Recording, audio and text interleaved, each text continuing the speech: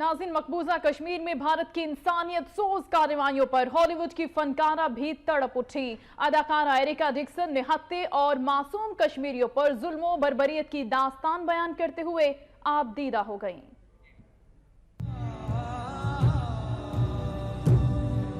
How would you feel if your daughter was shot in the eyes with a pellet gun and she was blind the rest of her life?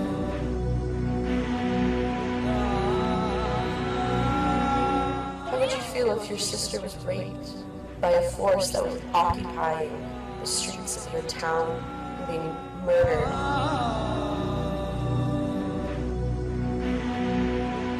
Hollywood अदाकारा कश्मीर में भारतीय जुल्म सितम बयान करती आबदीदा हो गईं।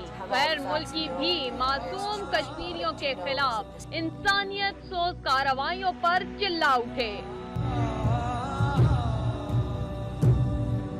How would you feel if your daughter was shot in the eyes with a pellet gun and she was blind the rest of her life?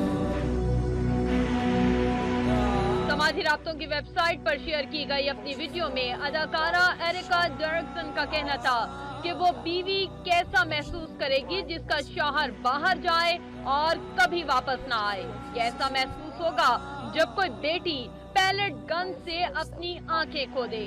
How would you feel if your daughter was shot in the eyes with a pellet gun and now she'll be blind the rest of her life?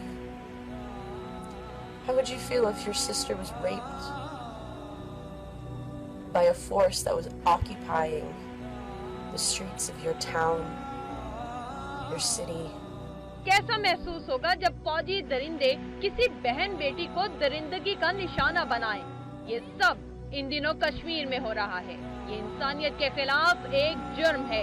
अदाकारा आबदीदा होते हुए बोली कि भारतीय फौज कश्मीरियों को बुरे बर्ताव, कत्ल, तशद्दुद और ज्यादती का निशाना बना रही है। कश्मीर में एक फैमिली से बात हुई थी, लेकिन अब तमाम के तमाम 13 अफराद भारतीय गोलियों का निशाना बन चुके हैं। अदाकारा का कहना था कि वो खुदा से कश्मीर में अमन के लिए दुआ करती हैं।